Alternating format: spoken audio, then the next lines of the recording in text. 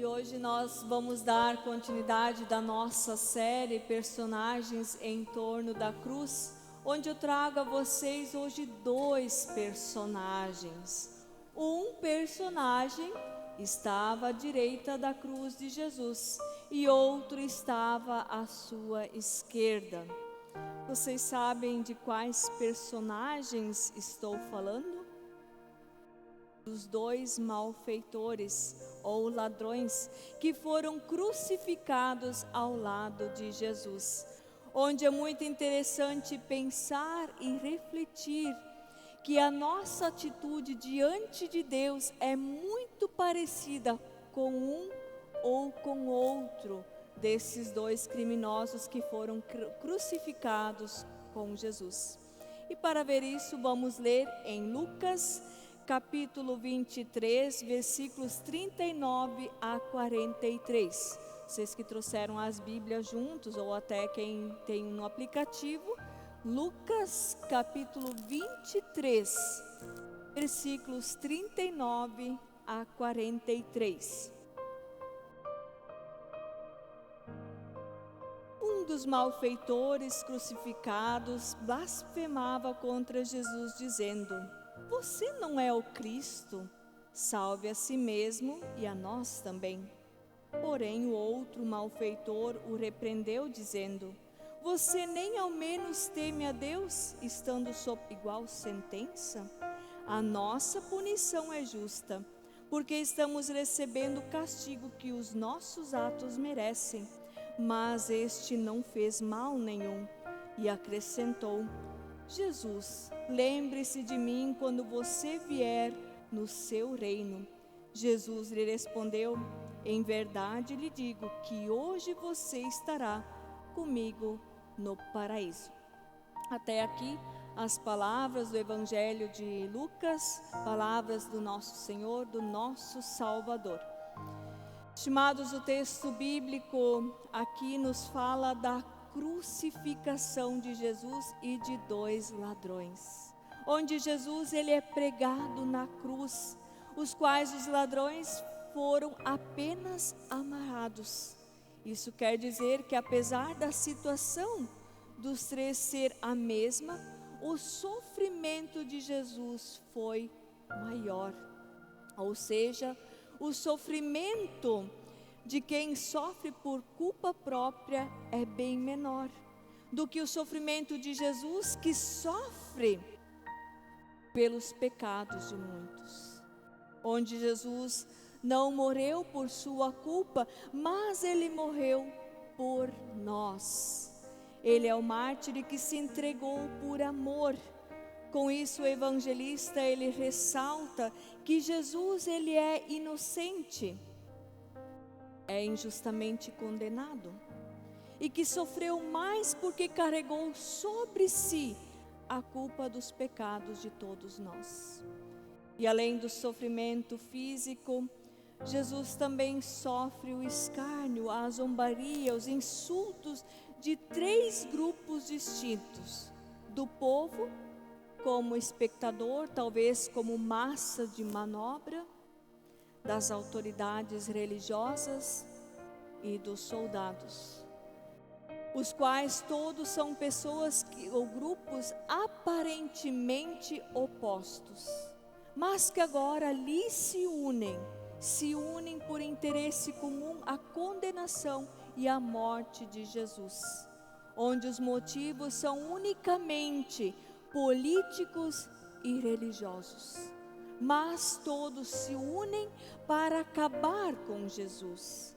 Até mesmo um dos ladrões, uma pessoa crucificada ao lado de Jesus, toma o lado dos zombadores, onde destes todos vem o mesmo insulto.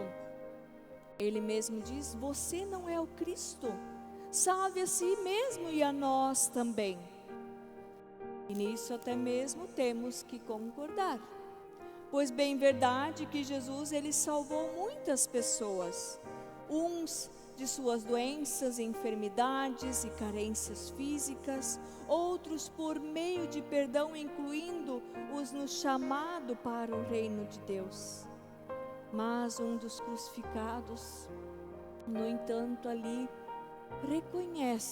reconhece a punição deles, que esta punição é justa, onde Jesus não fez nada para sofrer desta maneira, e sim Jesus mostra então mais uma vez a sua missão de Salvador, ao dizer: em verdade lhe digo que hoje você estará comigo no paraíso.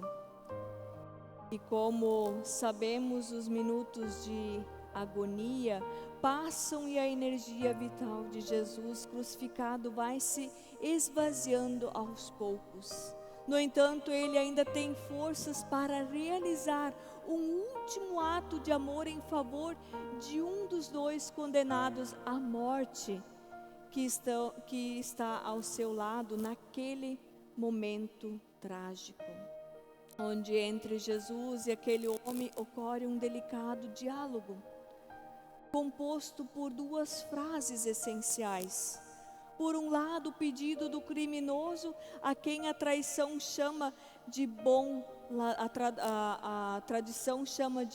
ladrão, o convertido na hora extrema da sua vida, e este mesmo pede: Jesus, lembre-se de mim quando vier no seu reino. Podemos assim perceber que aqui ele faz o pedido diretamente a Jesus, chamando-o pelo seu nome. Por outro lado, a resposta de Jesus, muito breve, quase como um suspiro: hoje você estará comigo no paraíso. E notem que a palavra paraíso é tão rara nas Escrituras, que aparece apenas outras 2 vezes no Novo Testamento, conforme em 2 Coríntios capítulo 12, versículo 4, ou também em Apocalipse capítulo 2, versículo 7. É uma imagem daquele reino de luz e paz que Jesus havia anunciado na sua pregação, onde essa também é a meta do nosso cansativo caminho na nossa história. É a plenitude da vida, é a intimidade do abraço com Deus, é o último dom que Cristo nos dá, precisamente através do sacrifício da sua morte, que se abre à glória da ressurreição. Onde nada mais se disse naquele momento de angústia e dor, mas aquelas poucas palavras, pronunciadas com dificuldade por suas gargantas secas, ainda hoje ressoam. E são sempre um sinal de confiança, um sinal de salvação para aqueles que pecaram. Onde dizemos por diversas vezes que Jesus, ele conhece todo tipo de sofrimento. E por isso nenhum de nós, por pior que seja a situação, deixaria de sentir a solidariedade do abraço de Jesus.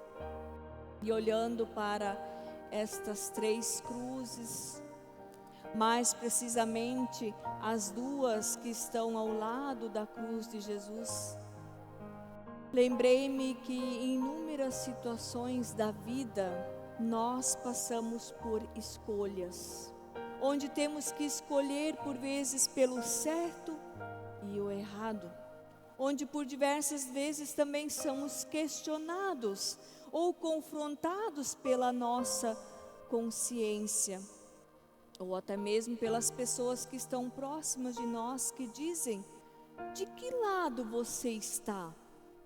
De Jesus ou do mundo? Onde hoje podemos perceber que ao olhar para a humanidade ela está dividida espiritualmente em 2 grupos, que são os que pertencem a Cristo e os que são do mundo. E a pergunta que nós temos que nos fazer é: de que lado eu estou? De que lado queremos estar? Pois se olharmos para nós como comunidade, muitos vêm ao culto, Muitos participam das atividades oferecidas pela igreja, participam de alguns grupos, Oase, Lelute, Juventude, mas poucos colocam Cristo no centro da sua vida. Até mesmo dizem, mas eu creio em Cristo, eu creio em Jesus Cristo. Mas não abrem espaço para Cristo estar em primeiro lugar em suas vidas. E ao olhar os 3 evangelhos, Mateus, Marcos e Lucas, podemos perceber que o evangelho de Mateus e Marcos narram apenas que aqueles ladrões insultavam a Jesus. Já Lucas narra algo que aconteceu depois, quando um deles se arrependeu e passou a crer naquele que antes insultou. Onde o outro continua assim rejeitando Jesus. E assim nós podemos ver nesta história que entre nós também é assim. Na qual uns negam a Jesus e morem sem Ele e sem esperança da salvação. Já outros passam a crer e o recebem, onde passam a ter a certeza da salvação. E sobre esse assunto queremos falar tendo como base a pergunta: de que lado da cruz você está? De que lado da cruz eu estou? Estimados, se observarmos essa figura, aqui nós encontramos 3 homens sendo sentenciados e mortos. 2 por serem criminosos e 1 por ser perfeito, santo. Mas neste momento eu convido a nós olharmos unicamente para os 2 homens que estavam morrendo ao lado de Jesus, onde na leitura de Lucas os chama de malfeitores, que significa simplesmente aquele que comete delito contra a lei. Mateus e Marcos os chamam de ladrões, então seria lógico supor que eles provavelmente roubaram algo. Onde estes estavam em lados diferentes da cruz. Por isso a pergunta: de que lado da cruz você está? Onde um estava negando ali a sua culpa, enquanto o outro admitia o seu erro. Conforme o versículo 30, vemos um dos ladrões dizendo: você não é o Cristo, salve a si mesmo e a nós também. Onde este estava negando a sua culpa. Já outro repreendia-o, dizendo: você nem ao menos teme a Deus, estando sob igual sentença. Aqui nós podemos ver que um deles estava arrependido por ser um ladrão.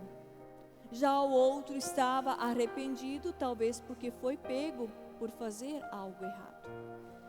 Estimados, e se nós formos olhar para os nossos atos, algumas pessoas não se arrependem pelo que fizeram, onde elas até se arrependem porque foram talvez pegas, descobertas em seus erros, e assim tentam qualquer tipo de justificação para se verem livres de serem acusadas, onde estas escondem.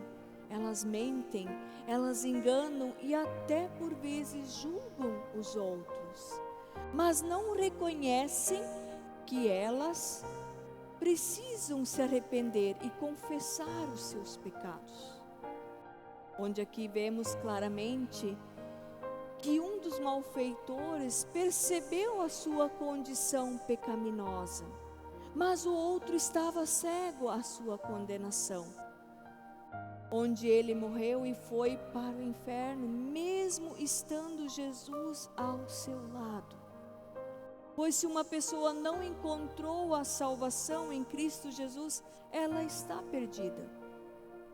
E assim, ao olharmos para as 3 cruzes, podemos ver claramente que um estava morrendo no pecado, o outro estava morrendo para o pecado. E um estava morrendo pelo pecado. Onde um dos ladrões estava morrendo no pecado e se recusou a pedir a Jesus para ajudá-lo. Já o outro ladrão percebeu que ele estava em seus minutos finais de vida, pediu a Jesus que se lembrasse dele e morreu para o pecado. E o do meio, Jesus, estava sozinho. Estava desamparado, sem amigos naquele dia, quando ele morreu pelos pecados de toda a humanidade, inclusive pelos nossos pecados. E isso é pura graça. Pois como é bom podermos perceber assim a graça de Deus, que é dada por meio de Jesus ao criminoso que reconhece a sua condenação justa, que reconhece que ele merecia morrer, enquanto o outro crucificado continuou vivendo seus últimos momentos como viveu sua vida inteira, atacando as pessoas, atacando os inocentes, como fez com o próprio Jesus. Já o outro olha para Jesus crucificado, inocente, não respondendo àqueles que o insultavam, mas pedindo que Deus lhe perdoasse. Então, ele reconhece em Jesus o Rei e pede: Jesus, lembre-se de mim quando você vier no seu reino. Quem sabe a gente possa se espelhar nesse crucificado, reconhecendo humildemente que nós deveríamos ser condenados e não Jesus. Pois todos nós temos a vida manchada pelo pecado e carecemos da misericórdia de Deus e não Jesus. Mas Ele morreu para pagar o preço por mim e por vocês. Por isso podemos nos achegar a Ele até o último instante de nossa vida e clamar por sua misericórdia, e Ele nos perdoará sempre que nós precisamos. Por isso, aceitar a esse Jesus, colocar Ele como centro da nossa vida, não é fazer grandes confissões de fé, mas a melhor maneira de aceitar esse Jesus é imitá-lo, é colocar a sua própria vida a serviço do amor de Deus, mas não a nossa própria vontade. Que assim Deus possa nos ajudar a escolher o lado certo.